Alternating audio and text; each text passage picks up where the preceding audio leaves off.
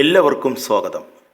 ഈ വീഡിയോയിൽ 10ാം ക്ലാസ്സിലെ SS2-വിൽ രണ്ടാമത്തെ പാഠമായ in search of the source of wind, കാറ്റിൻ്റെ ഉറവിടം തേടി എന്ന പാഠത്തിലെ അറ്റ്മോസ്ഫിയറിക് പ്രഷർ ആൻഡ് വിൻഡ്സ്, അന്തരീക്ഷമർദ്ദവും കാറ്റുകളും എന്ന ഭാഗത്തെ നമുക്ക് പഠിക്കാം. ഗ്ലോബൽ പ്രഷർ ബെൽറ്റ്സ്, ആഗോള മർദ്ദ മേഖലകൾ നമ്മൾ പഠിച്ചു. ഇനി നമുക്ക് അറ്റ്മോസ്ഫിയറിക് പ്രഷർ ആൻഡ് വിൻഡ്സ്, അന്തരീക്ഷമർദ്ദവും കാറ്റുകളും എന്ന ഭാഗം മനസ്സിലാക്കാം. Global variations in the atmospheric pressure lead to the formation of winds. ആഗോളതലത്തിൽ അന്തരീക്ഷമർദ്ദത്തിലെ ഏറ്റക്കുറച്ചിലുകൾ കാറ്റുകൾ രൂപം കൊള്ളുന്നതിന് കാരണമാകുന്നു.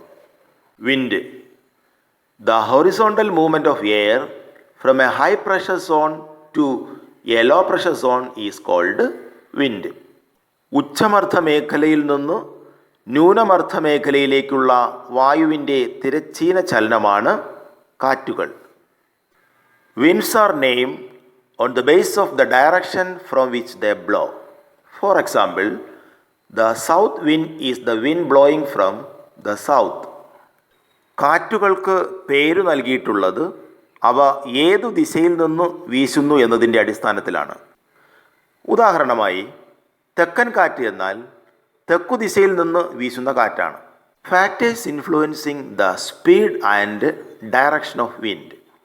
ഇനി നമുക്ക് കാറ്റിൻ്റെ വേഗതയെയും ദിശയെയും സ്വാധീനിക്കുന്ന ഘടകങ്ങളെ മനസ്സിലാക്കാം. പ്രഷർ ഗ്രേഡിയൻ്റ്, മർദ്ദ ചരിവ്. കോറിയോലിസ് ഫോഴ്സ്, കോറിയോലിസ് പ്രഭാവം. ഫ്രിക്ഷൻ, ഘർഷണം. First, pressure gradient. The change in pressure with horizontal distance is termed as pressure gradient. ആദ്യമായി മർദ്ദചരിവ്. ഭൗമോപരിതലത്തിലെ വിവിധ പ്രദേശങ്ങളിൽ അന്തരീക്ഷമർദ്ദം വ്യത്യസ്തമായിരിക്കും.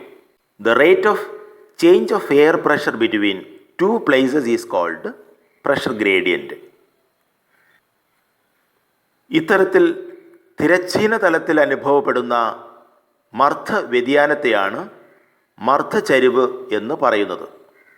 Analyse the figures and answer the following questions.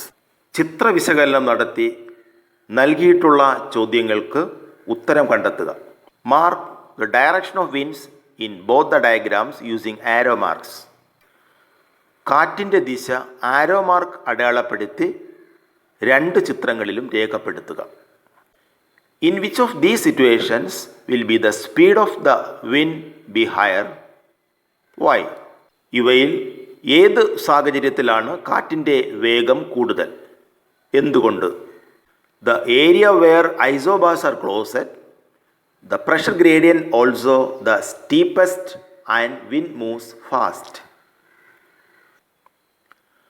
ഒരേ മർദ്ദമുള്ള പ്രദേശങ്ങൾ അടുത്തടുത്താണെങ്കിൽ മർദ്ദചരിവ് കുത്തനെയായിരിക്കും, എന്നാൽ കാറ്റിൻ്റെ വേഗത വളരെ കൂടുതലായിരിക്കും.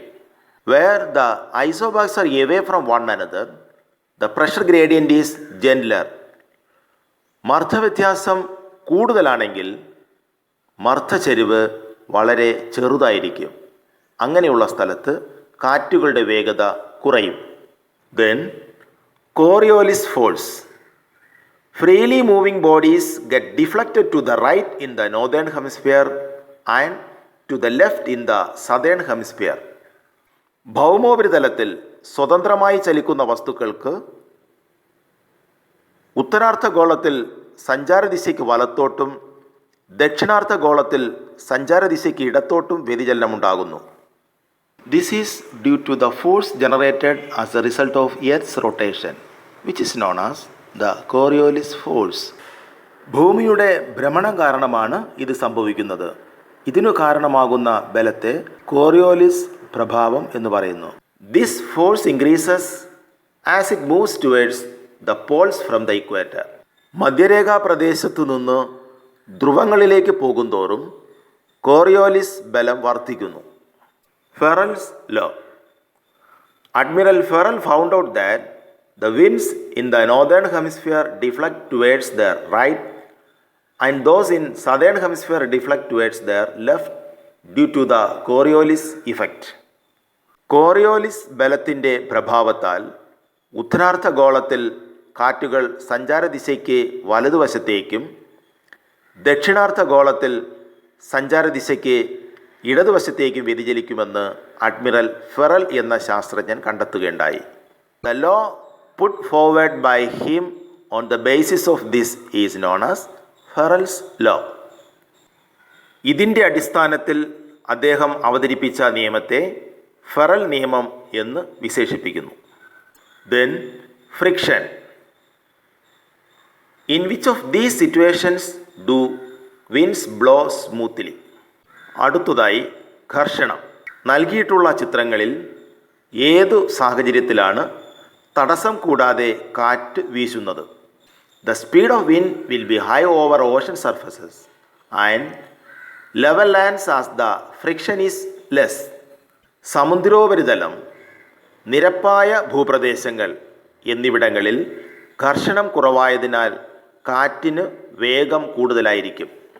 The friction is being more along difficult terrain and places with a dense forest cover. The speed of wind will be less in those places. ദുർഘടമായ ഭൂപ്രകൃതി, മരങ്ങൾ നിറഞ്ഞ പ്രദേശങ്ങൾ എന്നിവിടങ്ങളിൽ ഘർഷണം കൂടുതലായതിനാൽ കാറ്റിൻ്റെ വേഗം കുറവായിരിക്കും. ചുരുക്കി പറഞ്ഞാൽ കാറ്റിൻ്റെ സഞ്ചാരദിശയിൽ തടസ്സങ്ങൾ കുറവായാൽ കാറ്റിൻ്റെ വേഗത കൂടുതലായിരിക്കും. കാറ്റിൻ്റെ സഞ്ചാരദിശയിൽ തടസ്സങ്ങളുണ്ടായാൽ കാറ്റിൻ്റെ വേഗത കുറവായിരിക്കും. അടുത്ത ഭാഗം മറ്റൊരു വീഡിയോയിൽ കാണാം. നന്ദി.